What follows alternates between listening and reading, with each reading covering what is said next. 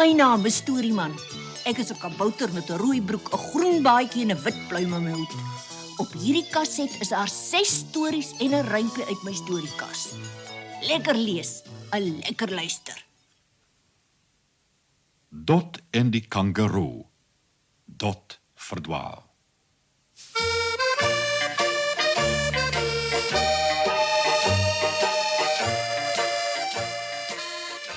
Dit was 'n groot haas met helder oë wat Dot van die plaas weggelok het. Sy was in die tuin tussen die blomme toe dit skielik voor haar opspring. Sonder om na te dink, volg Dot dit deur die hek en in die rigting van die bome. "Moenie te ver gaan nie," roep haar ma deur die kombuisvenster. "Dis maklik om in die bosse te verdwaal." Maar elke slag gaan die haas staan, dan kyk hy 'n slag na Dot voor hy verder spring. En elke slag gaan Dot agterna. Toe, met 'n reuse sprong, verdwyn die haas. Dot kyk om haar rond. Die struike en bome lyk oral dieselfde. Sy hardloop en hardloop, sy moet tog by die huis uitkom, maar dit help nie. Sy het verdwaal. En dit word donker. Sy sit haar hande voor haar oë en begin huil. Toe sy opkyk, staan 'n groot grys wyfie kangaroo 'n paar meter of wat van haar af. Die kangaroo hou haar kop skeef, kyk tot 'n oomblik aan, spring toe weg en keer met 'n klomp helderkleurige bessies terug. Dot vee haar oë aan haar rok af, neem die bessies en eet hulle. Toe gebeur iets baie vreemds. Sy kan oral geluide hoor, soos 100 verskillende stemme wat gelyk praat. Maar 'n ander stem is duideliker en harder as die res. "Ek het dadelik geweet wat makeer," sê die kangaroo troostend. "Ek voel al ellendig van dat ek my baba kangaroo verloor het. Jy het ook iets verloor, né?" "Wel, nie eintlik nie," mompel Dot. Sy wonder nog steeds of sy droom. "Dis eintlik my ouers wat my verloor het. Ek het verdwaal." "Ah," sê die kangaroo. "Dit gebeur maklik met mense. Maar waarheen wil jy gaan?" Dot lag. "Huis toe natuurlik." "Dis nes mense is," sê die kangaroo. "As jy maar een huis het, sal jy dit natuurlik verloor. Maar as jou huis oral is, sal jy dit nooit verloor nie. Mense kom nie in die bosveld goed reg nie." Dot luister nie mooi nie. Sy dink net daaraan hoe honger en dors en verlore sy voel. "Nou ja," vervolg die kangaroo. "Jy's maar 'n baie klein mensie. Dis seker nie regtig jou skuld nie. Jy's seker dors ook. Ek word ook dors as die son sak. Klim in my buidel, dan gaan ons na die watergat. Ek sal jou probeer help om jou huis te kry." Dot kom oorent en klim in die kangaroo se sagte buidel. Toe die groot dier wegspring, wieg Dot in die knusse sak. Sy voel so tuis dat sy 'n deentjie neurie. "Dis 'n mooi wysie," sê die kangaroo. "Maar nou moet jy ophou sing. Ons kom naby die watergat." Dot loer uit en wens toe dat sy dit nie gedoen het nie. Die kangaroo is besig om verskriklik vinnig by 'n steil helling af te jaag. Aan weerskante is groot rotse en dit lyk of daar nêrens 'n vasdrapplek is nie. Dot maak haar oë toe. Die kangaroo kan enige oomblik struikel en dan stort hulle in die dieptes af.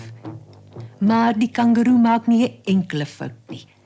Eindelik kom sy by 'n groot plat klip wat reg oor die watergat hang. Die oppervlak van die klip weerkaats die fonkelende sterre.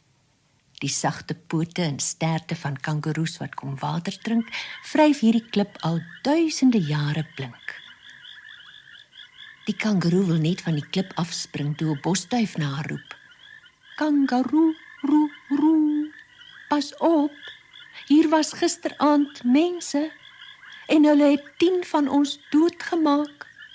Ons het kom water drink, net 'n bietjie, toe wag hulle vir ons. Nou is ons te bang om weer te drink en ons is so dors." bewe van vrees toe sy die duif se aaklige woorde hoor. Maar die kangeroe tree moedig vooruit, steek haar swart snoet in die lug en snuif. Daar's nie 'n geluid of 'n reuk nie. Ek dink dit is veilig. Klim uit, klein mensie, en wag hier terwyl ek seker maak. Dot klim by die buidel uit en die dapper kangeroe hop siekies tot by die water. Dot is doodbang. Sien nou jagters met skerp spiese lê vir die kangeroe en wag.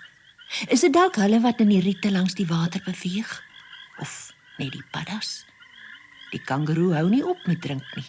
Vanaand ten minste is die watergat veilig. Met 'n gedreun van klein vlekkies vlieg honderde voeltjies verby hulle om by die watergat te kom drink. Hulle bly nie lank nie, maar vlug haastig in die bosse terug. Dot is net so bang soos hulle. Sy hardloop vinnig na die water, drink 3 monde vol en naal terug na die rots waar die kangeroe wag. Spring in, sê die kangeroe. Dis nooit verlang by die watergat veilig nie. Die mense ken al ons drinkplekke. Onder die helder sterrehemel snel die kangeroe met groot spronge voort. Dot lê lekker gerieflik in haar buidel. Eindelik bereik hulle 'n grot.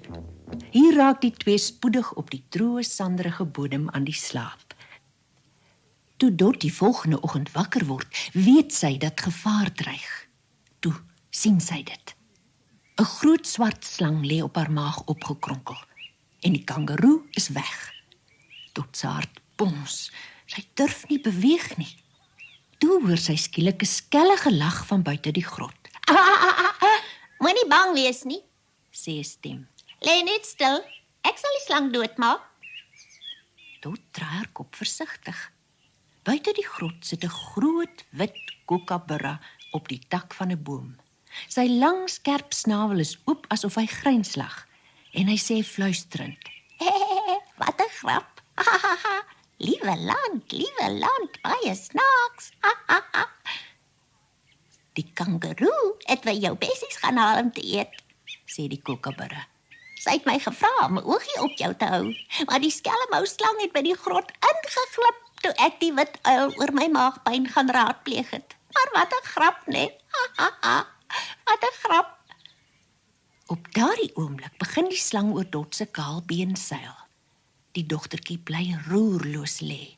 Stadig beweeg dit na die bek van die grot.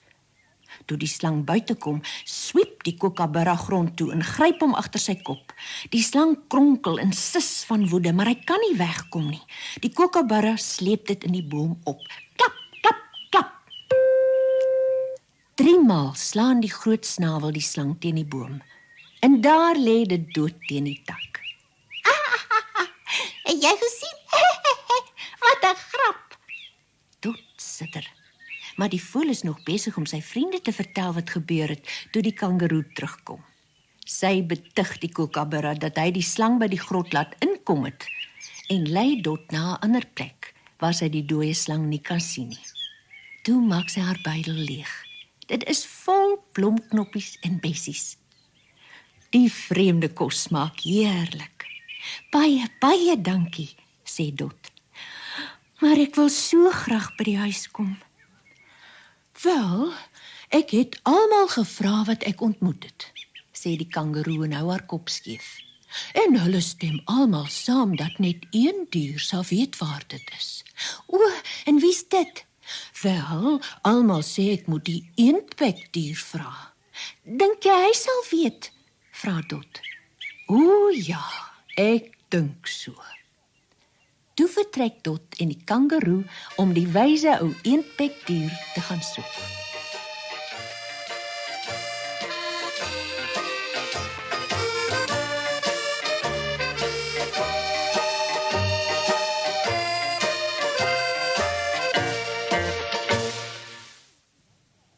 Dot se avonture word in deel 7 vervolg. Auntie Somers. Andrie Somers was 'n geslepe dief. Hy was wydenswyd bekend aan die Kaap van die ou dae. Geen tronkmuur kon hom vashou nie. Keer op keer het hy in die tronk beland en keer op keer het hy gou weer ontsnap. Hoewel hy geen wreedaard of moordenaar was nie, het hy op 'n dag 'n tronkbewaarder platgeslaan om te ontsnap.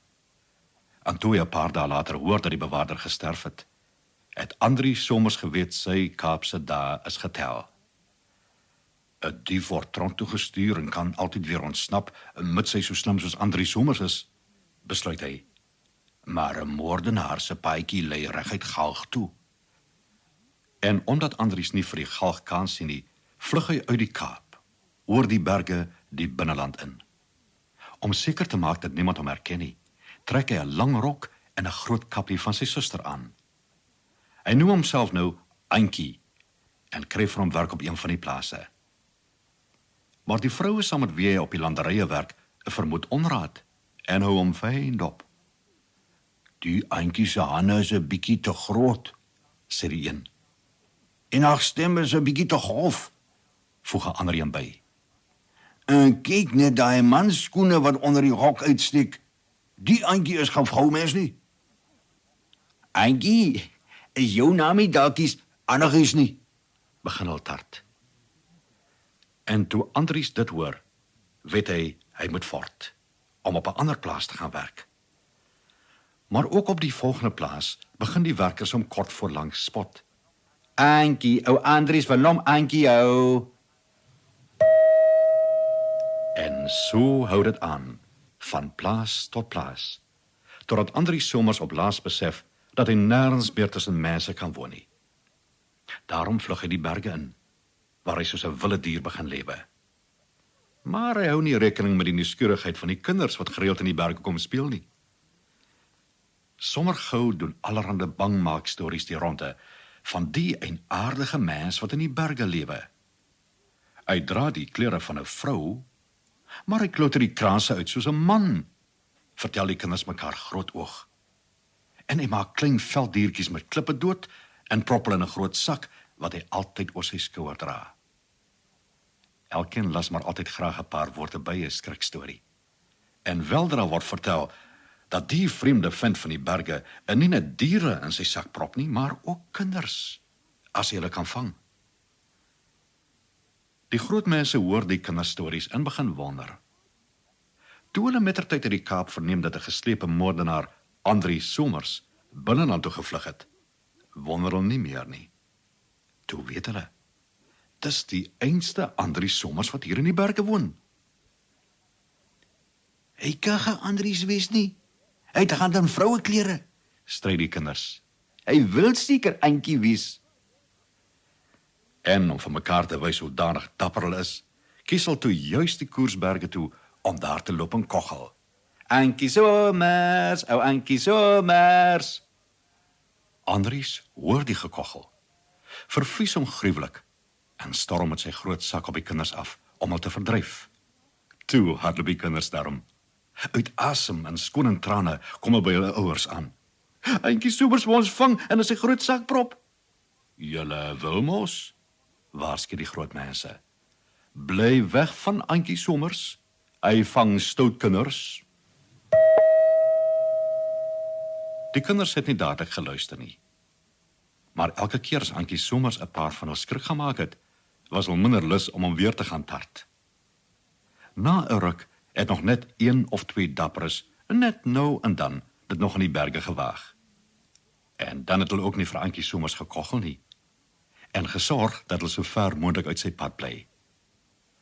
En elke keer as 'n kind stout of ongehoorsaam was, het sy ma of pa gedreig. Pas op vir Antjie Somers, hy vang stout kinders. En toe die kinders groot mense word, het hulle weer hulle eie kinders met ou Antjie Somers gedreig. En so is die bangmaak-storie van geslag tot geslag oorgedra tot vandag toe.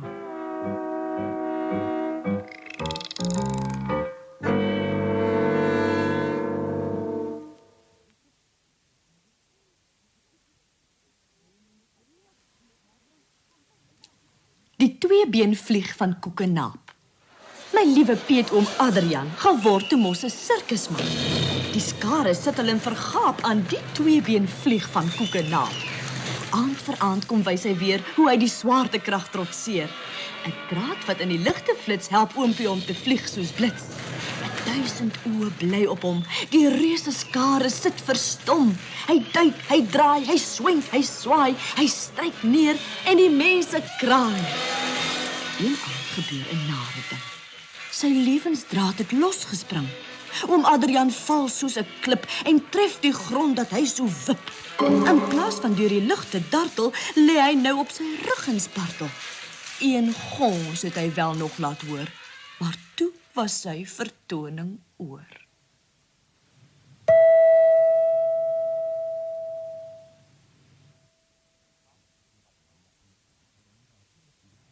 Die gans wat goue eiers kon lê.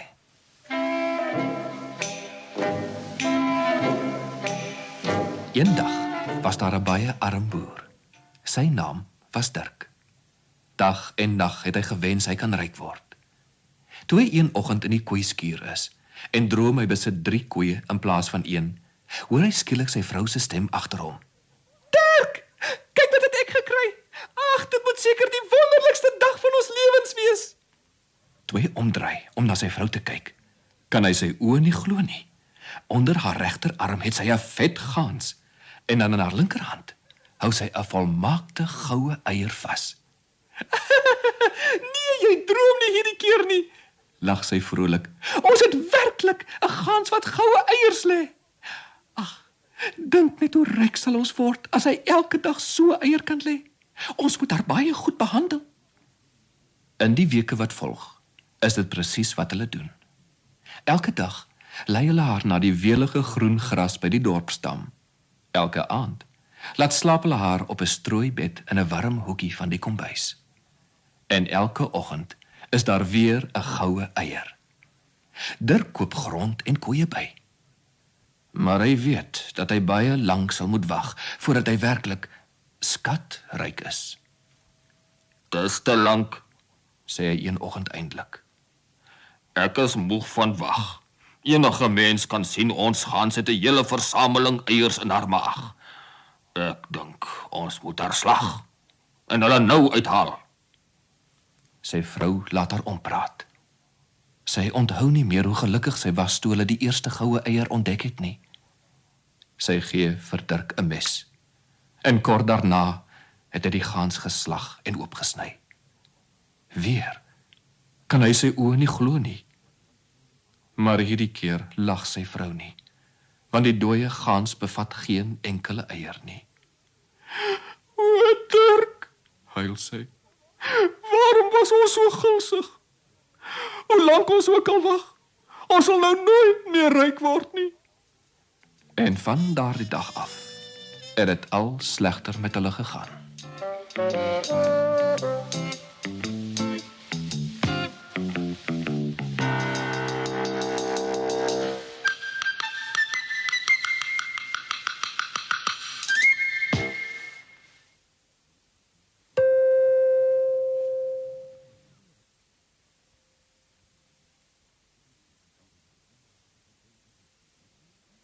Die selfsugtige reus. Elke middag na skool speel die kinders in die groot pragtige tuin van 'n enorme verlate kasteel. Hulle rol in die lang sagte gras, speel wegkruipertjie in die bosse en klim in bome waar voëls soet sing. Die kinders is baie gelukkig. Eenmiddag, toe hulle weer wegkruipertjie speel, bulder 'n geweldige stem. Wat maak julle in my tuin? Vreesbevange loer die kinders uit. Voor hulle staan 'n baie kwaai reus. Hy het eintlik huis toe gekom nadat hy 7 jaar by 'n vriend, 'n ander reus, in Cornwallis gewoon het. Ek het rus en vrede in my kasteel kom soek. Bulder hy. Ek wil nie 'n klomp joelende en skreeuende kinders hier hê nie. Gee dadelik pad en bly weg. Die kinders laat vat so vinnig as hulle bene hulle kan dra. Nou, hierdie tuin behoort aan my en aan my alleen, mompel die reus. Ek sal seker maak dat niemand anders dit gebruik nie. En hy laat 'n hoë muur om die tuin bou, met skerp ysterspitse bo-op. In die muur is 'n groot ysterhek, en op die hek is 'n kennisgewing wat lui: Bly weg. Oortreders sal vervolg word.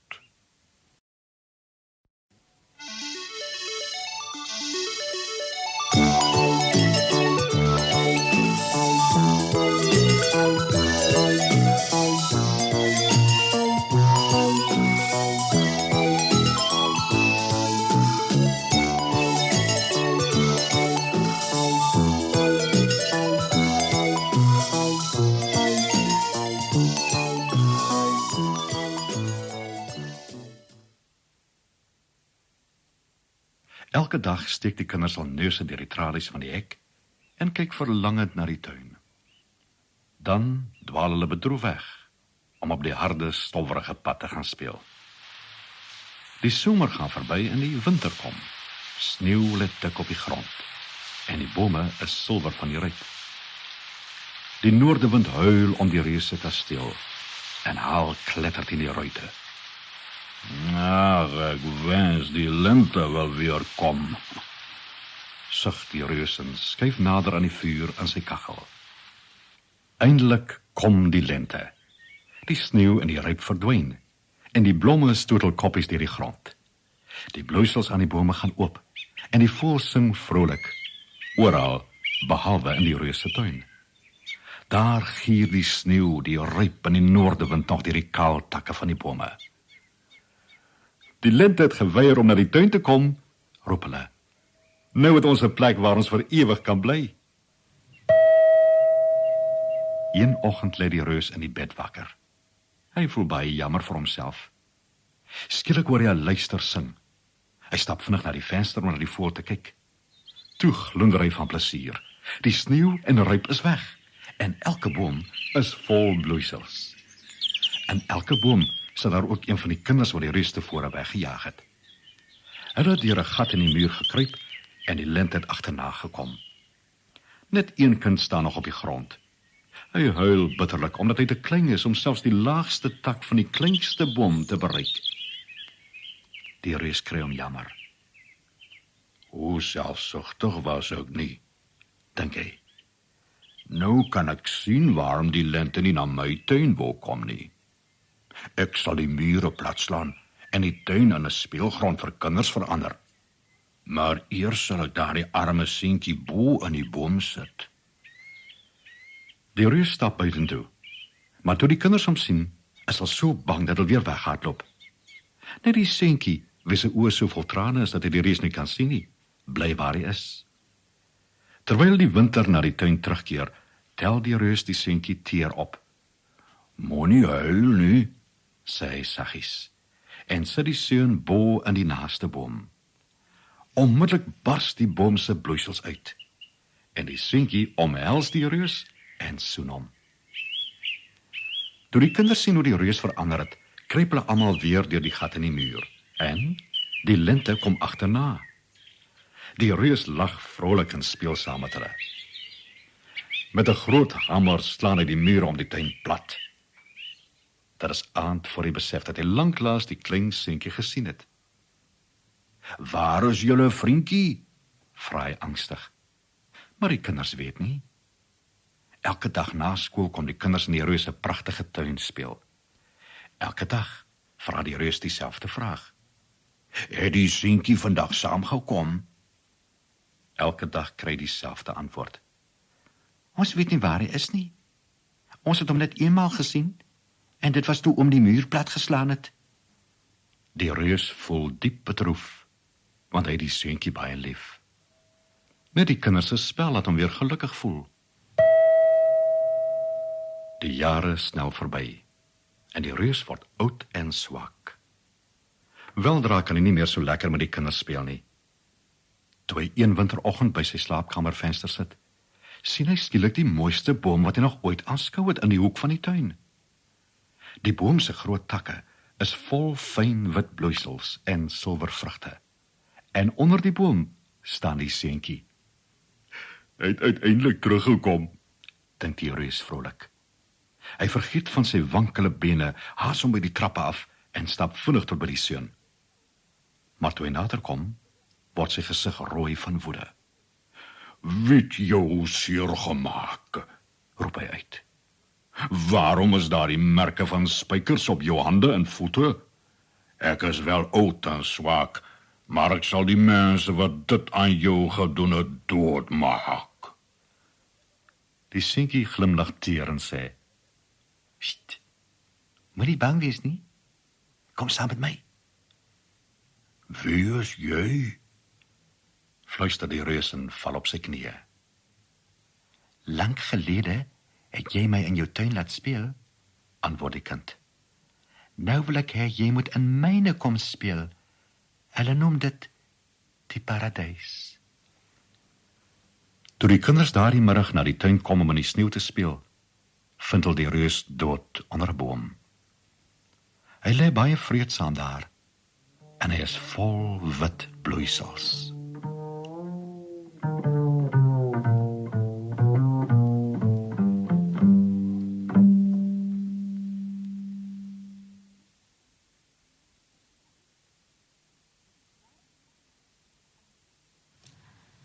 Gwar die nar en die vermiste kasteel.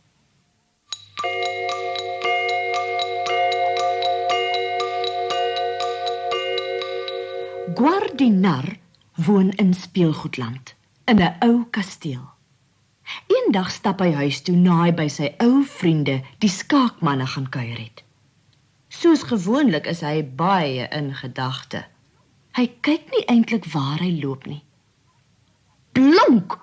Skielik tref 'n harde, plat voorwerp hom pynlik teen die neus. Dit is 'n kennisgewingbord wat met 'n groot plakkaat bedek is. Wedstryd.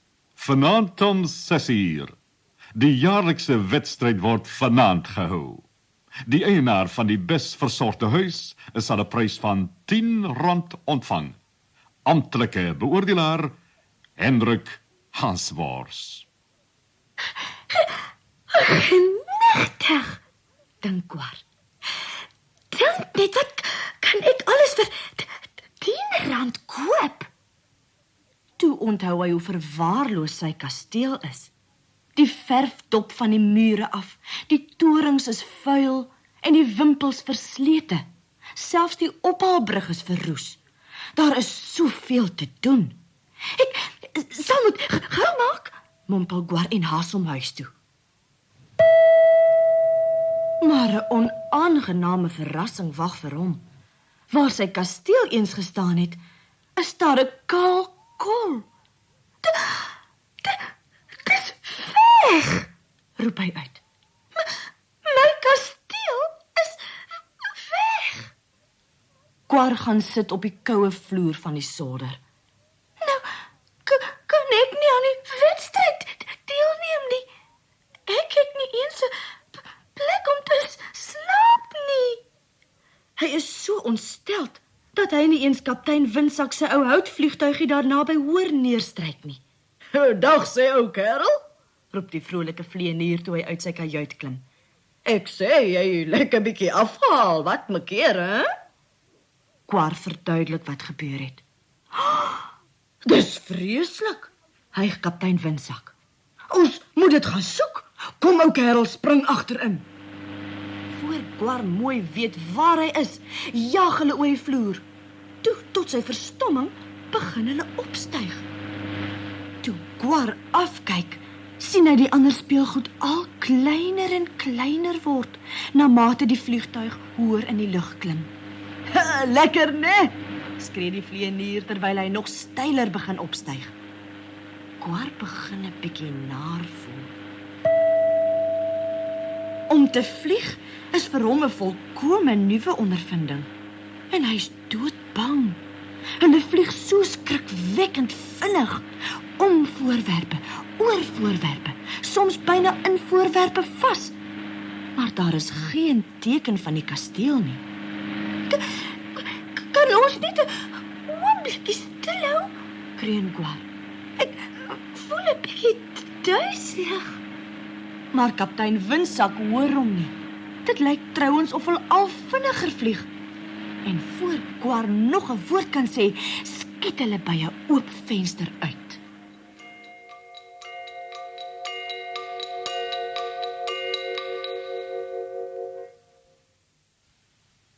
Sal Guar sy vermiste kasteel opspoor? Die antwoord hoor ons in deel 7. Boffie en die onie-eter.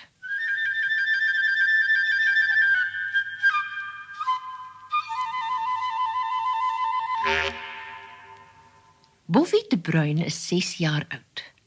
Hy is taamlik klein en maar, met 'n groot bril en 'n bleek, ernstige gesig. Sy grootste ambisie is om 'n uitvinder te word. "Dit kan jy nie word voor jy groot is nie," sê sy pa. "Maar ek is 'n genie," sê Boffie.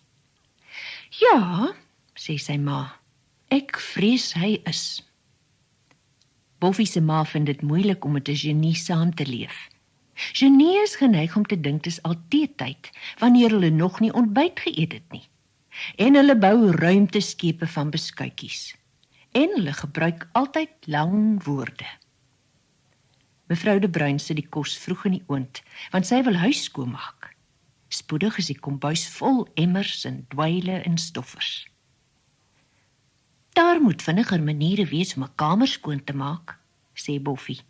En hy stap na sy werkwinkeltjie agter in die tuin. Verbasend gou het hy 'n groot, vreemde masjien aan mekaar geslaan. Aan die een end is 'n groot tregter, aan die ander is 'n plastieksak en rubberpype verbind die geheel. "Wat is dit?" vra mevrou de Bruin toe Boffie met sy nuwe uitvinding in die kombuis verskyn. "'n veeldoelige reiniger natuurlik." En voor mevrou de Bruin hom kan keer, het hy dit aangeskakel.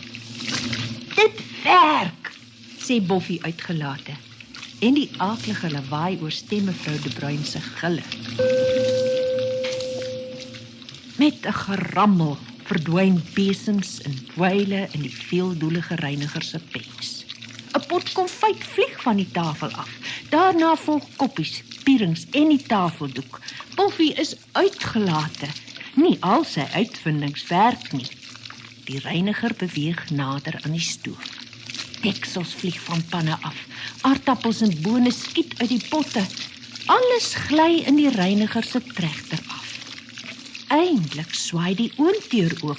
En daar gaan die gebraaide vark. "Jy's 'n skandaal," skree Boffie se ma. Jy gaan reguit na jou kamer en bly daar, sê sy pa daardie aand. "Ek is jammer," sê Boffie. Dis maar swaar om so slim te wees. Vir 'n hele week lank gedra Boffie hom. Hy gee sy veeldoelige reiniger vir die vullisman. Hy sit in die tuin en tel die bye. Meneer en mevrou de Bruin begin hulle kwel. Moet ons minder streng met hom gewees het? Vra hulle vir mekaar. As hy maar net iets kleiner wil uitvind. Die volgende dag gaan Boffie skool toe. Hy is in klas 4, omdat hy so slim is.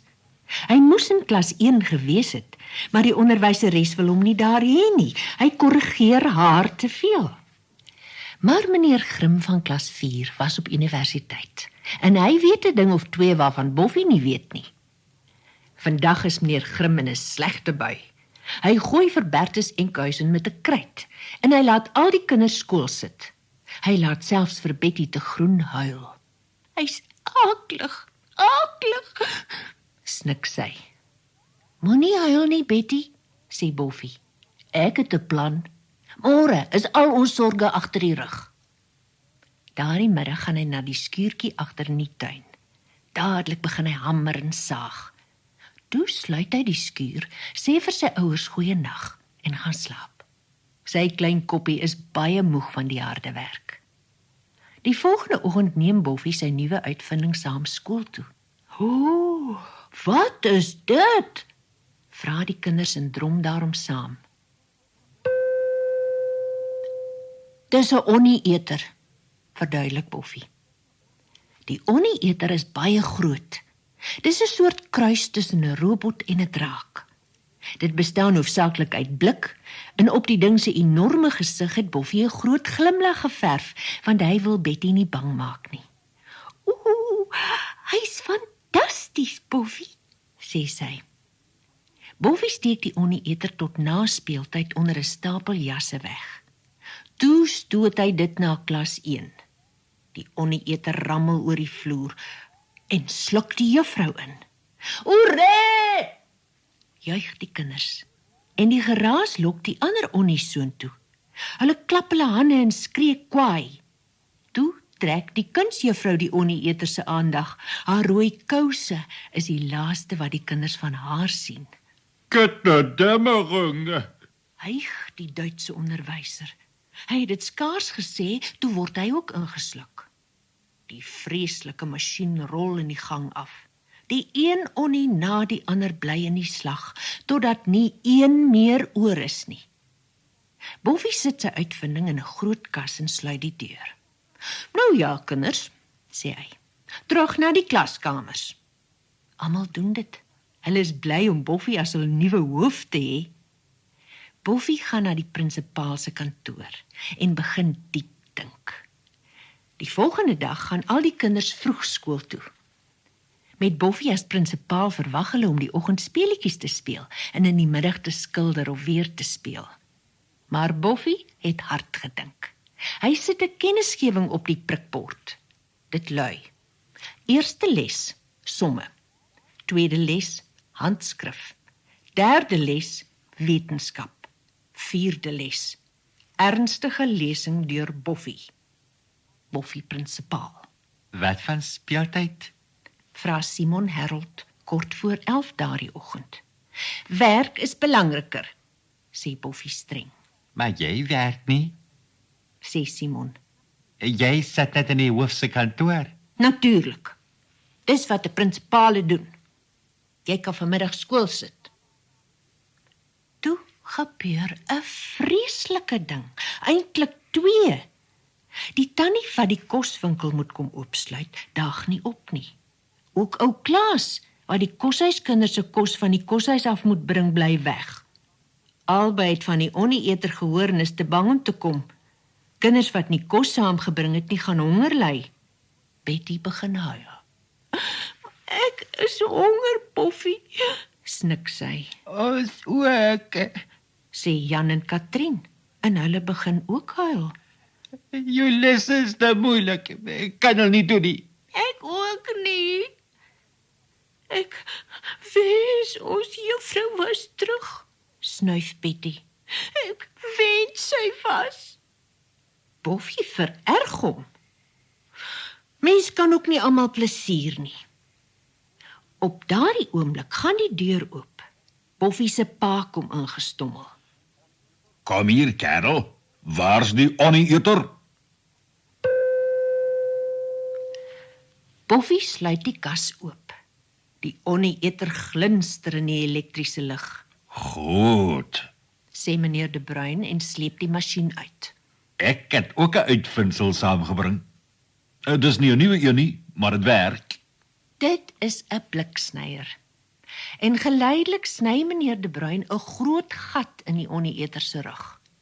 Toe rol die kleuterjuffrou uit en die kunsjuffrou, die naaldwerkjuffrou, die Duitse onnie en op die ou end die hoof self. Daar bly hulle in 'n hoop op die vloer sit. Hulle lyk vaag en verfomfaai. Hulle kan nie dink waar hulle was of hoekom nie. Toe sien die prinsipaal die onieter en onthou. Hy word baie bleek. Daar sal nie vanmiddag skool wees nie. Dag, kinders. En die kinders juig.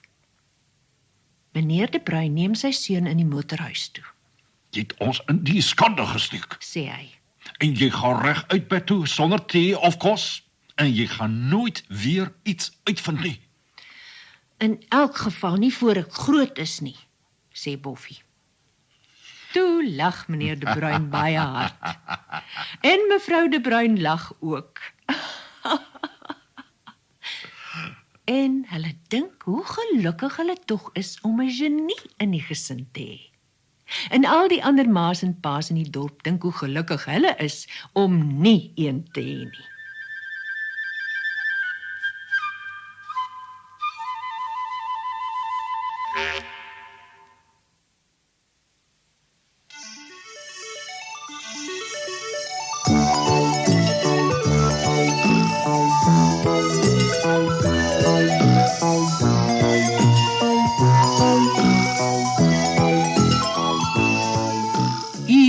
storie man weer. Volgende keer bring ek julle nog 5 stories en 1 rympie uit my storiekas.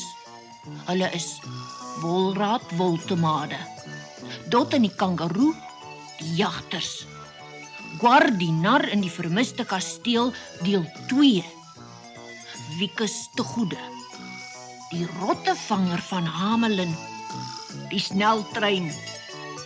Moet hulle nie misloop nie. Totsiens, 'n mooi bly.